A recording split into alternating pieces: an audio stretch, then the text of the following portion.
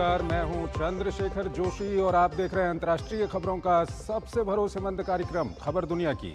इस कार्यक्रम में हम आपको इस वक्त की बड़ी और महत्वपूर्ण अंतर्राष्ट्रीय खबरें बताते हैं और दो बड़ी खबरों पर अपने विशेषज्ञ मेहमान के साथ चर्चा करते हैं। आज के एपिसोड में हम चर्चा करेंगे कि पश्चिम एशिया का तनाव अब कैसे रूस यूक्रेन युद्ध से जुड़ रहा है। यूक्रेन ने कहां ईरान के जहाज पर हमला कर दिया, जिसके बदले ईरान ने यूक्रेन को दी बड़ी धमकी। और ईरान और अमेरिका के बीच हमले तो रुके हैं, लेकिन इसके बावजूद भी क्यों लगातार खाड़ी देशों की चिंता बढ़ रही है। वहीं एपिसोड में हम चर्चा करेंगे पीओके में दोबारा शुरू हुए बड़े बवाल की और जानेंगे कि कैसे यहां पाकिस्तान पार कर रहा है बर्बरता की सारी हदें। साथ ही आपको बताएंगे कि भारत ने क्यों किया यूक्रेनी राजदूत को तलब। होंगी और भी महत्वपूर्ण अंतर्राष्ट्रीय खबरें, लेकिन आइए सबसे पहले आपको दिखाते हैं इस वक्त की अंतर्राष्ट्रीय हेडलाइंस। भीषण टकराव के बाद संवाद की संभावनाएं खोजने में जुटे अमेरिका ईरान। एक्सियोस के मुताबिक अपनी सेना की सिफारिश पर ट्रंप ने रोके हमले। ईरान ने कहा, हम तय करेंगे कब खत्म करना है युद्ध। पश्चिम एशिया युद्ध में खुल सकता है नया मोर्चा। कैस्पियन सी में अपने जहाज पर यूक्रेनी हमले से बिफरा ईरान। यूक्रेन ने रूस को हथियार आपूर्ति का लगाया आरोप। ईरान बोला, करारा जवाब मिलेगा। सऊदी अरब तक पहुंची जंग की आंच। ईरान समर्थक इराकी लड़ाकों ने किया ड्रोन हमला। पूर्वी सऊदी अरब और राजधानी रियाद के तेल ठिकानों को निशाना बनाने का प्रयास। पीओके में बढ़ता ही जा रहा है पाकिस्तान के खिलाफ आक्रोश। जेएसी के आंदोलन से ठप हुआ आम जनजीवन। शांतिपूर्ण प्रदर्शनकारियों का बेरहमी से दमन कर रही है पाकिस्तानी सेना। अब तक 40 की मौत। जंगल की भीषण आग के बाद फ्रांस और स्पेन में सुरक्षित निकाले गए 3 लाख से अधिक लोग। फ्रांस में मौसम की वजह से और भड़क सकती हैं लपटें। फ्रांस के राष्ट्रपति की आपात बैठक। स्पेन के राष्ट्रपति ने बताया मुश्किल घड़ी।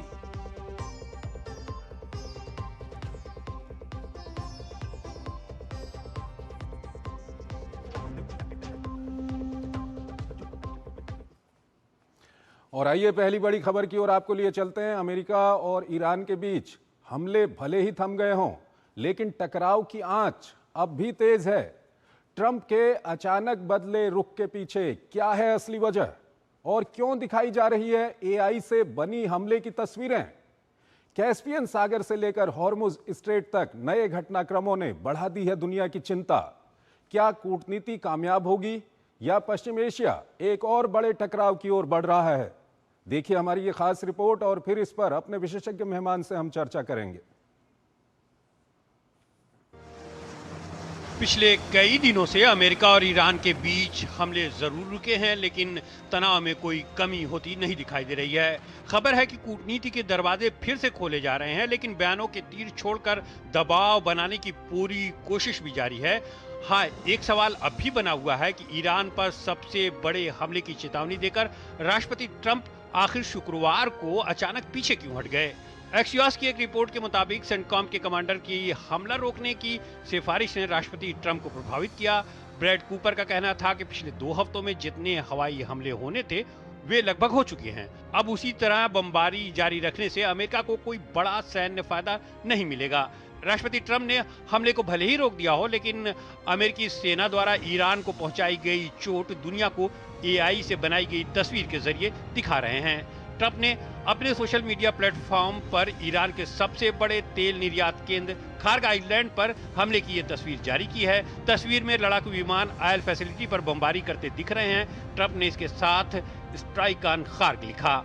उधर हॉर्मुज स्ट्रेट पर नियंत्रण को लेकर अड़ा ईरान। यूक्रेन युद्ध के कारण कैस्पियन सी में मार खाने से उसका दर्द छलक आया है, बल्कि ये ऐसी घटना है जिसने यूक्रेन और ईरान युद्ध को जोड़ दिया है। कैस्पियन सागर में एक ईरानी कमर्शियल शिप पर हुए हमले के बाद ईरान और यूक्रेन के बीच तनाव बढ़ गया है। यूक्रेन का आरोप है कि जहाज रूस को हथियार पहुंचाने जा रहा था। ईरान ने हमले को पूरी तरह गैर कानूनी और अनुचित बताया है। ईरान ने धमकी भरे स्वर में कहा है कि इसका जवाब तो जरूर मिलेगा। इसके अलावा ईरान जंग में अमेरिका से सहयोग के आरोपों में दूसरे यूरोपीय देशों को भी घेर रहा है। ब्रिटेन को चेतावनी देने के बाद अब बुल्गारिया पर निशाना साधा है। ईरान ने बुल्गारिया को अमेरिकी वायुसेना के विमान तैनात करने के फैसले पर कड़ी चेतावनी दी है। ईरान ने आरोप लगाया है कि अगर बुल्गारिया अपने यहाँ अमेरिकी विमान तैनात करता है तो वो अमेरिका और इजराइल के सैन्य कार्रवाई का साझेदार माना जाएगा। दावा किया कि बुल्गारिया पहले भी ईरान पर हमलों में शामिल अमेरिकी विमानों को सोफिया एयरपोर्ट का इस्तेमाल करने की अनुमति दे चुका है। इस बीच रणनीतिक रूप से बेहद अहम हुर्मुज स्ट्रेट में एक तेल टैंकर हादसे का शिकार हो गया। बताया जा रहा है कि जहाज समुद्री माइन से टकराया, जिसके बाद उसमें जोरदार धमाका हुआ। वहीं यमन के हूती समूह का सऊदी अरब को लेकर रुख नरम होता नहीं दिखाई दे रहा है। हूती समूह ने कहा कि अगर यमन की नाकेबंदी जारी रही और उसके संसाधनों पर दबाव बनाया गया तो इसका असर सऊदी की अर्थव्यवस्था पर भी पड़ेगा। इस बीच ईरान के सर्वोच्च नेता मुश्तबा खामनेई ने कहा है कि इजराइल और उसके सहयोगियों के खिलाफ जिहाद और प्रतिरोध ही एकमात्र रास्ता है। यानी आने वाले दिनों में कूटनीति का रास्ता और भी मुश्किल हो सकता है।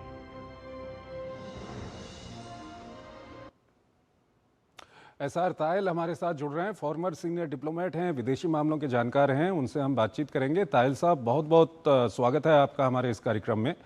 तायल साहब, पहला सवाल तो यही है कि 2-3 दिन से जो ईरान और अमेरिका के बीच में वहां पर हमले रुके हैं, क्या कुछ संकेत है ये? देखिए, इस समय मुख्य मुद्दा ये है कि ईरान ने स्ट्रेट ऑफ हॉर्मुज को बंद किया हुआ है एक तरह से, कि जो भी वहां से शिप्स जाएं वो ईरान को बताकर जाएं, ईरान की परमिशन से जाएं और ईरान के बताए हुए रास्ते पर जाएं। और अमेरिका ये मानने के लिए तैयार नहीं है, और ये ईरान का जो ये कहना है ये बिल्कुल इलीगल है और इसमें कोई। पर इस समय जो उन्होंने जो शिप्स जो जा रहे थे, ईरान ने हमला किया उन पर, तो अमेरिका ने रिटेलिएशन में हमला किया। 13 दिन तक हमला हुआ। पर देखिए, जो और फिर उसका रूप थोड़ा बदला जब ईरान के साथ हूती भी आ गए और हूतियों ने सऊदी अरेबिया पे डायरेक्टली भी मिसाइल दागे। एक शायद रिफाइनरी में वहां आग लगी हुई है। और जो सऊदी अरब का स्ट्रेट ऑफ हॉर्मुज से तो जा ही नहीं सकता था तेल, जो रेड सी के द्वारा जाता था, उस पर भी 2-3 उनके जहाजों को पीछे जाना पड़ा। फिर हमने देखा कि प्रिंस मोहम्मद बिन सलमान व्हाइट हाउस गए, राष्ट्रपति ट्रंप से मिले 22 जुलाई को, और उसके बाद ही ये देखा गया कि 3 दिन से अमेरिका ने बंद किया हुआ है अपने हमले, क्योंकि तेल का जो प्राइस है क्रूड ऑयल का वो $100 के ऊपर चला गया है। अमेरिका के जो रिटेल प्राइस $4 के पास पहुंच रही है, और आज से 100 दिन के अंदर नवंबर में, यानी कि ये कह सकते हैं कि ईरान के हूती कार्ड के कारण कहीं न कहीं अमेरिका दबाव में आ गया। मैं समझता हूं कि अगर टाइमलाइन देखें तो ऐसा ही लगता है, क्योंकि उसके अलावा तो बड़ी बड़ी बातें ट्रंप साहब कर रहे थे कि ये कर देंगे और सब उनका इंफ्रास्ट्रक्चर खत्म कर देंगे। तो अगर ईरान की इंफ्रास्ट्रक्चर पे हमला हुआ तो इसका जो वो पूरा रिटेलिएशन होगा। ईरान ने साफ कहा है कि हमारी एक ही नीति है, आई फॉर एन आई। अगर अमेरिका हमला करेगा तो वो अमेरिका पे तो हमला कर नहीं सकते, तो हमला करेंगे वो सऊदी अरेबिया पे, यूनाइटेड अरब लेकिन इस सब के बीच ताज़ा जो अपडेट है उसमें जो ईरान एफिलिएटेड मिलिशिया है इराक के अंदर, वो सऊदी अरबिया पर हमले कर रहा है अभी, तो ये क्या कुछ असर डालेगा? यही है इस समय। देखिए, हिजबुल्लाह वगैरह तो खत्म हो गए, लेबनान तो अलग इशू हो गया, पर ईरान के पास अभी अपनी कोई एयरफोर्स मिसाइल तो कुछ है नहीं, पर उनके पास 2 अस्त्र हैं। एक तो हूथी जो यमन में है, और इराक में भी ईरान के समर्थक बहुत अधिक संख्या में हैं। वो भी इराक के अंदर भी अमेरिकन जो भी उनके हैं लोग, उन पर कुर्द्स पर उन पर दबाव डाल सकते हैं, और वहां से सऊदी अरेबिया पर भी डायरेक्टली हमला कर सकते हैं। तो ईरान के पास भी इस समय कुछ है जिससे कि 4 अमेरिकन सोल्जर तो पहले ही मर चुके हैं, और उससे भी प्रेसिडेंट ट्रंप को बहुत एक चेतावनी मिली है कि अमेरिकन सोल्जर्स भी मरेंगे। तो मैं समझता हूं कि इस समय ओमान की कुछ लोग, पूरी टीम इस समय तेहरान में है, कि किस तरह स्ट्रेट ऑफ हॉर्मुज को खोला जाए, और क्योंकि स्ट्रेट ऑफ हॉर्मुज एक तरफ तो ओमान के कब्जे में है और एक तरफ कब्जे में या उनका कोस्ट है। ठीक है, तो कहीं ना कहीं जो जंग में एक तरह का ठहराव देखा जा रहा है, इसके पीछे कूटनीति भी चल रही है। दूसरा सवाल यह है सर कि कैस्पियन सी में जिस तरह से वहां पर ईरान के एक शिप पर यूक्रेन ने हमला कर दिया और अब ईरान ने अंजाम भुगतने की धमकी दी है, ये किस तरह का मोड़ ला सकता है इस पूरे घटनाक्रम में? देखिए, राष्ट्रपति ट्रंप ने ईरान के जितने पोर्ट्स थे उनको तो ब्लॉकेट किया हुआ है। कल भी एक शिप जो जा रहा था उस पे किया। पर कास्पियन सी के में ईरान डायरेक्टली रशिया के साथ व्यापार कर सकता है, शिप्स उसके जा सकते हैं। तो यूक्रेन ने जो किया है वो अमेरिका के कहने पर किया है और इस वॉर की ज्योग्राफी को और बढ़ा दिया है। पर मैं नहीं समझता कि ईरान यूक्रेन पर कोई डायरेक्टली हमला करने की स्थिति में है। वो तो रशिया ही करेगा, वहां रशिया ही काफी है यूक्रेन के लिए। ठीक है, पर ये भी एक नया दबाव ईरान के ऊपर कास्पियन सी की ओर से राष्ट्रपति ट्रंप डालने का प्रयास कर रहे हैं। सर एक सवाल ये है कि ये जो व्यापारिक जहाज़ों पर हमले किए जा रहे हैं, चाहे वो हुती हमला कर रहा है, ईरान हमले कर रहा है, या अमेरिका की ओर से हमले किए जा रहे हैं, या यूक्रेन ने हमला किया है, और आज इस सब के बीच भारत ने भी यूक्रेन के राजदूत को तलब किया है। जिस तरह से वहाँ पर एक व्यापारिक जहाज़ पर हमला हुआ था, उसमें भारतीय सेलर्स उसमें थे। तो ये व्यापारिक जहाज़ों पर या सिविल इंफ्रास्ट्रक्चर पर हमला करने की जो नीति है, ये नीति कितनी घातक सिद्ध हो सकती है दुनिया के लिए? ये बहुत ही घातक नीति है, बिल्कुल इलीगल है। और United Nation conference law of the sea, जो भी रूल बेस्ड ऑर्डर इस दुनिया में चल रहा है, उस सब का ये उल्लंघन करती है। और इसमें ईरान ने भी हमले किए हैं स्ट्रेट ऑफ हॉर्मुज में, अमेरिका ने हमले किए हैं, अब यूक्रेन ने भी किए हैं। तो एक बड़ी अराजकता की स्थिति इस समय वेस्ट एशिया में और पूरे उस क्षेत्र में फैल रही है, जो दुनिया के जितना व्यापार हो रहा है उसको प्रभावित कर सकती है। और दुनिया के दूसरे देशों के लिए एक बहुत गलत संदेश जाता है कि इस तरह कोई देश अगर व्यापार को जो समुद्र के द्वारा हो रहा है उसको रोके तो उसका कोई काट नहीं है और दुनिया मिलकर उसको रोक नहीं सकती। तो इसलिए भारत के जो नाविक हैं और सेलर्स हैं, ऑफिसर्स हैं, वो दुनिया में सबसे अधिक संख्या में हैं, जो कमर्शियल शिपिंग में हैं, जो मर्चेंट शिपिंग में हैं। इसके वो जहाँ भी किसी भी देश के जहाज पर अगर हमला हो, चाहे वो व्यापारिक जहाज हो, सिविलियन जहाज हो, पर कुछ भारतीय नाविक उसमें हमेशा होते हैं, क्योंकि एक बहुत ही एक अच्छा एक रास्ता है भारत के लोगों को कुछ रोजगार का, और बड़ा अच्छा वो काम करते हैं, उनका बड़ी अच्छी रेपुटेशन है। तो इसीलिए भारत ने यूक्रेन के सीडीए को बुलाकर उनको कहा है कि ये आपने बहुत गलत किया। जो भी युद्ध है, युद्ध के जो भी मानदंड हैं, जो मापदंड हैं, जो रूल्स हैं, उसमें आप जो नेवी के शिप्स हैं उन पर हमला करिए, जो व्यापारिक हैं, जो सिविलियन पोर्ट्स हैं, शिप्स हैं, नौकाएं हैं, उन पर आप बिल्कुल हमला नहीं कर सकते। ठीक है सर, हमारे साथ बने रहिएगा। एक और महत्वपूर्ण विषय है, उस पर अभी हम बातचीत करेंगे, लेकिन यहाँ पर हमको एक छोटा सा ब्रेक लेना है, एक छोटा सा ब्रेक।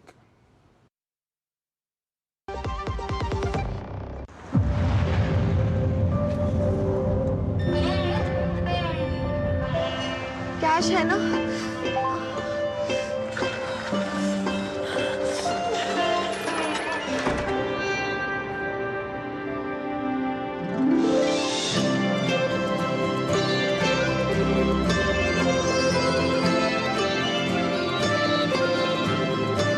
भारत करता है डिजिटल भुगतान। हर लेन देन अब है आसान। मेरी पसंद, मेरी पसंद, मेरी पसंद, मेरी पसंद, हमारी पसंद। हम सबकी पसंद। मजबूत देश का मजबूत सरिया हो गया स्टील। स्वागत है आपका ब्रेक के बाद अगली बड़ी खबर की ओर आपको लिए चलते हैं। पाकिस्तान के कब्जे वाले कश्मीर यानी पीओके में हालात लगातार विस्फोटक होते जा रहे हैं। महंगाई, राजनीतिक दखल और अधिकारों की मांग को लेकर सड़कों पर उतरे लोगों का गुस्सा अब बड़े जन आंदोलन का रूप ले चुका है।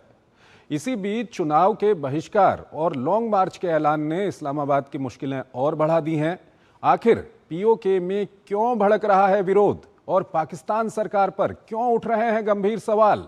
देखिए हमारी ये खास रिपोर्ट और फिर इस पर अपने विशेषज्ञ मेहमान से हम चर्चा करेंगे। पाकिस्तान के अवैध कब्जे वाले कश्मीर पीओके में हालात लगातार बिगड़ते जा रहे हैं। शहबाज सरकार और पाकिस्तानी सेना के खिलाफ लोगों का गुस्सा अब सड़कों पर उतर आया है। महंगाई, राजनीतिक दखल और अधिकारों की मांग को लेकर पिछले 1.5 महीने से जारी प्रदर्शन अब बड़े आंदोलन में बदल चुका है। पीओके में विरोध की अगुवाई कर रही जम्मू कश्मीर ज्वाइंट अवामी एक्शन कमेटी यानी JAAC ने 2 दिन के बड़े आंदोलन का ऐलान किया है। 26 जुलाई को शुरू हुआ ये प्रदर्शन 27 जुलाई को मुजफ्फराबाद में लॉन्ग मार्च के साथ खत्म होगा। JAAC ने मीरपुर समेत पीओके के कई इलाकों के लोगों से बड़ी संख्या में सड़कों पर उतरने की अपील की है। प्रदर्शनकारियों का आरोप है कि इस्लामाबाद उनकी आवाज दबाने की कोशिश कर रहा है। स्थानीय संगठनों का दावा है कि जून की शुरुआत से प्रदर्शनकारियों और सुरक्षा बलों के बीच हुई झड़पों में करीब 40 लोगों की मौत हो चुकी है। वहीं JAAC पर स्थानीय सरकार ने 5 जून को प्रतिबंध लगा दिया था। इसके बाद से ही इलाके में तनाव और विरोध प्रदर्शन जारी है। प्रदर्शनकारियों का आरोप है कि पाकिस्तान सरकार बल का प्रयोग के जरिए उनकी मांगों को दबाना चाहती है।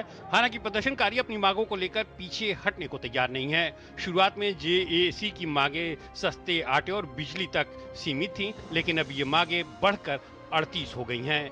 यूं तो अवैध कब्जे वाले इलाके में चुनाव का कोई मतलब नहीं होता है, फिर भी पाकिस्तान चुनाव का ड्रामा करता रहता है। ऐसे में मीरपुर डिवीजन में 13 सीटों पर मतदान का कोई मतलब नहीं रह जाता है। JAAC और स्थानीय संगठनों का आरोप है कि इस्लामाबाद की सरकार स्थानीय लोगों का गला घोंटकर अपनी मनपसंद की पार्टी को सत्ता में बैठा देती है। इससे स्पष्ट है कि पीओके की जनता व्यवहारिक तौर पर पाकिस्तान के निजाम को नकार चुकी है। वहीं पीओके के लेकर भारत अपना पक्ष लगातार 2 टूक अंदाज में रख रहा है। कारगिल विजय दिवस पर रक्षा मंत्री राजनाथ सिंह ने स्पष्ट शब्दों में कहा कि पाकिस्तान के साथ वार्ता केवल पीओके को लेकर ही हो सकती है। इस बयान पर पाकिस्तान की बौखलाहट वहां के विदेश मंत्रालय के बयान में भी नजर आई। हद तो ये है कि बयान में अंग्रेजी भाषा तक टूटी फूटी थी, जिसे लेकर विश्व भर में पाकिस्तान की भर पिट रही है। SR तायल हमारे साथ जुड़े हुए हैं, फॉर्मर सीनियर डिप्लोमेट हैं, विदेशी मामलों के जानकार हैं। तायल साहब, ये पीओके में जो कुछ चल रहा है ये काफ़ी गंभीर हो चुका है। वहाँ पर लाखों की संख्या में लोग पाकिस्तान के खिलाफ खड़े हो गए हैं, क्या कुछ कहेंगे आप? जी हाँ, देखिए पिछले 70-75 साल में पीओके की जनता जो अवैध कब्जे में है पाकिस्तान के, उसका सामूहिक शोषण भी हुआ है, बार बार उत्पीड़न हुआ है और उनको अब कुछ भी नहीं हुआ है और उनका अपने ऊपर गवर्नेंस के ऊपर भी कोई भी उनका कंट्रोल नहीं है। पूरी गवर्नेंस पंजाबी एलिमेंट्स करते हैं, इस्लामाबाद का पूरा वहाँ गवर्नेंस है। इसीलिए जैसा आपकी रिपोर्ट में कहा कि वहाँ इलेक्शन तो हो रहे हैं, पर इलेक्शन का कोई मतलब नहीं है, क्योंकि इलेक्शन में रिजर्वेशन वगैरह करके उन्होंने इस तरह बना दिया है कि लोकल लोगों की कभी मेजोरिटी हो नहीं सकती। दूसरी चीज अभी एक और सब आया कि वहाँ पे पाकिस्तान पीपल्स पार्टी और मुस्लिम लीग नवाज दोनों का बीच में संघर्ष है और ऐसा एक रिपोर्ट आई है कि नवाज शरीफ साहब ने कहा है कि वो पीओके के प्रधानमंत्री बनना चाहते हैं, जो एक बहुत बड़ा मजाक है कि पाकिस्तान ऑक्युपाइड कश्मीर में पाकिस्तान के मतलब वो क्या सोच रहे हैं, क्या करना चाहते हैं। पर मोटी बात यह है कि पाकिस्तान ऑक्युपाइड कश्मीर के लोग इस समय बहुत ही उत्पीड़ित हैं, बहुत दुखी हैं। इतना बड़ा मार्च जो दुनिया ने देखा पिछले 1 महीने से जो चल रहा है, लाखों की संख्या में पूरे पाकिस्तान के ऑक्युपाइड कश्मीर के लोग मुजफ्फराबाद की तरफ मार्च कर रहे हैं और वो चाहते हैं कि वहाँ विकास हो। महंगाई बहुत अधिक बढ़ चुकी है, कोई आशा की किरण उन्हें नजर नहीं आती और पुलिस ने बहुत हजारों लोगों को अरेस्ट कर लिया है, 10 लोग वहाँ मर भी चुके हैं, 40 लोग मारे जा चुके हैं अभी तक। जी हाँ, हालत बहुत खराब है और ये दिखाती है कि वहाँ जो भी गवर्नमेंट्स है वो बिल्कुल संवेदनशील नहीं है और ना प्रतिनिधित्व करती है पाकिस्तान ऑक्युपाइड कश्मीर के लोगों का। वो बिल्कुल एक इलीगल असंवैधानिक गवर्नेंस है और जैसा हमारे रक्षा मंत्री ने कहा कि वो पाकिस्तान ऑक्युपाइड कश्मीर भारत का हिस्सा है, अभिन्न हिस्सा है, और अगर पाकिस्तान से बात होगी तो केवल इसी पर होगी कि पाकिस्तान ऑक्युपाइड कश्मीर कैसे भारत में सर, इस सब के बीच जब वहाँ के जो लोग हैं वो देखते हैं कि इस तरफ कश्मीर में जोजिला टनल है उसका ब्रेक थ्रू हो रहा है और उनके यहाँ वो हालत हो रही है, तो क्या ये भी उनके ऊपर फर्क डालता है? मैं समझता हूँ कि ये अवश्य ही फर्क डालता है, क्योंकि देखिए ये एक सोशल मीडिया का ज़माना है, इंटरनेट का ज़माना है, तो उन्हें उस सरहद के उस पार, एलओसी के उस पार दिख रहा है कि भारत में हमारे union territory Jammu and Kashmir में किस तेज़ी से प्रगति हो रही है। नई नई यूनिवर्सिटीज़ बन रही हैं, जोजिला टनल जो सबसे बड़ा रेल पहुंच गई है कश्मीर घाटी तक, जो किसी ने सोचा भी नहीं था। खूब इस बार एक्सपोर्ट्स वहाँ से खूब सेब का हो रहा है, और वहाँ की जनता इस समय प्रगति की तरफ देख रही है। वहाँ के यंग लोग क्रिकेट में अच्छा कर रहे हैं, देखिए आईपीएल में खेल रहे हैं वहाँ के बच्चे, तो उनके लिए एक नया भारत में वो बहुत ही नए नए अपनी एम्बिशंस को पूरा करने का रास्ता देख रहे हैं। और पाकिस्तान ऑक्युपाइड कश्मीर के लोगों को अवश्य लगता होगा कि हम वहाँ तो बहुत गरीबी भी है, मुफलिसी भी है, विकास भी नहीं है, तो वहाँ के जो यूथ है, जो युवा है, उसको भविष्य में केवल डार्कनेस ही नजर आती है, कोई उसमें आशा की किरण उन्हें नजर नहीं आती।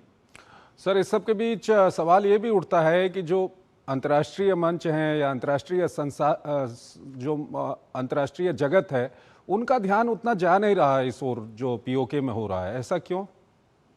ये जॉइंट अवामी एक्शन कमेटी ने एक ऑर्गेनाइजेशन और इस्लामिक कॉन्फ्रेंस है, उनके सामने अपील की है कि जहाँ मानव अधिकारों का हनन हो रहा है पाकिस्तान ऑक्युपाइड कश्मीर में और बहुत उत्पीड़न है, सिविल राइट्स कुछ नहीं है, और इस तरह मैं समझता हूँ कि वहाँ के जो एनजीओज हैं वो अवश्य जनीवा और न्यूयॉर्क में अपनी बात रखेंगे, और मैं समझता हूँ कि विश्व को इसका समर्थन करना चाहिए और भारत को भी विश्व के सामने ये बात रखनी चाहिए।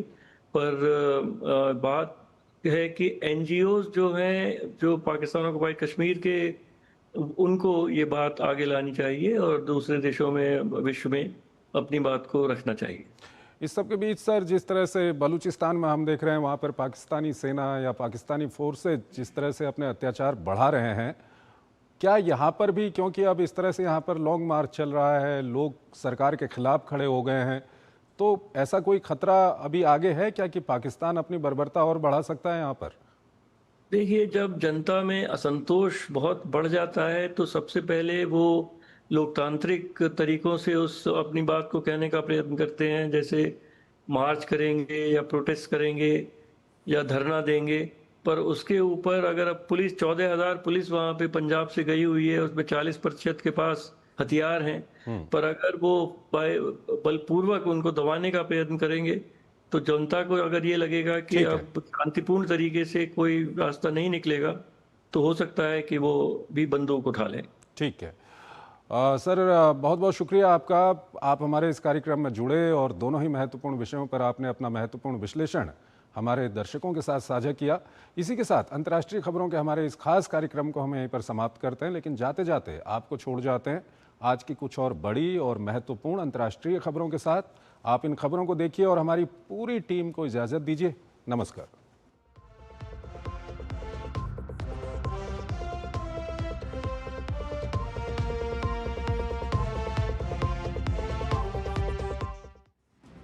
काला सागर में वाणिज्यिक जहाज MV ओमोर्फी पर हुए ड्रोन हमले में भारतीय नाविक की मौत के मामले में भारत ने सख्त रुख अपनाया है। विदेश मंत्रालय ने सोमवार को भारत में यूक्रेन के राजदूत डॉक्टर ओलेक्सांद्र पोलिशचुक को तलब कर घटना पर कड़ी आपत्ति दर्ज कराई। विदेश मंत्रालय ने वाणिज्यिक जहाजों पर हुए हमलों की कड़े शब्दों में निंदा करते हुए कहा कि ऐसे हमले समुद्री सुरक्षा, नौवहन की स्वतंत्रता और अंतर्राष्ट्रीय व्यापार के लिए गंभीर खतरा है। विदेश मंत्रालय ने स्पष्ट किया कि निर्दोष नागरिक नाविकों की जान जोखिम में डालने वाली ऐसी घटनाएं पूरी तरह अस्वीकार्य हैं और भविष्य में ऐसी घटनाएं नहीं होनी चाहिए। रूस और यूक्रेन के बीच भीषण संघर्ष जारी है। रूस के कीव और आसपास के इलाकों में किए गए हमलों में 6 लोगों की मौत हो गई। वहीं रूसी सेना का कहना है कि रूस के कब्जे वाले इलाके में यूक्रेनी हमलों में 4 लोगों की मौत हो चुकी है।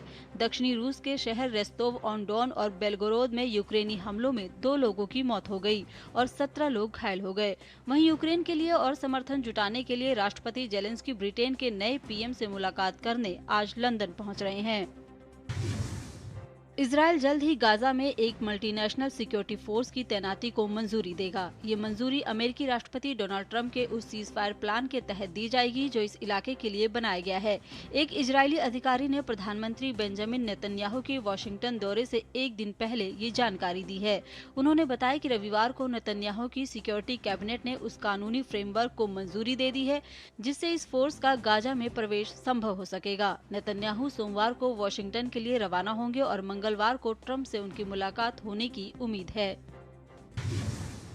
अमेरिका में सिएटल शहर के बीचों बीच एक फूड फेस्टिवल में हुई गोलीबारी में 3 लोगों की मौत हो गई और 4 लोग घायल हो गए, जिनमें एक बच्चा भी शामिल है। पुलिस ने बताया कि एक संदिग्ध को हिरासत में ले लिया गया है और इस घटना में एक और संदिग्ध की तलाश जारी है। जर्मनी की राजधानी बर्लिन में शनिवार को प्राइड सेलिब्रेशन के दौरान हुए जानलेवा हमले के मुख्य आरोपी को पुलिस ने एनकाउंटर में मार गिराया है। अधिकारियों के मुताबिक 21 साल के आरोपी युवक ने प्राइड सेलिब्रेशन के पास भीड़ पर एक वैन चढ़ा दी। इस हमले में एक व्यक्ति की मौत हो गई और कई लोग घायल हो गए। ये घटना शनिवार रात ब्रेंडनबर्ग गेट के पास टीयर गार्टन पार्क में हुई। ये जगह यूरोप के सबसे बड़े सालाना LGBTQ celebration Christopher street day के आयोजन स्थल के बिल्कुल पास थी। यूरोप के सबसे ऊंचे पर्वत रूस के माउंट एल्ब्रस पर एक जबरदस्त तूफान में फंसने के बाद बोस्निया के 5 पर्वतारोहियों की मौत हो गई, लेकिन खराब मौसम की वजह से 3 लोगों के शव अभी तक नहीं निकाले जा सके। बचाव दल ने अब तक 2 मृत पर्वतारोहियों के शवों को नीचे उतारा है। इससे पहले उन्होंने 2 अन्य पर्वतारोहियों को जीवित निकाला था।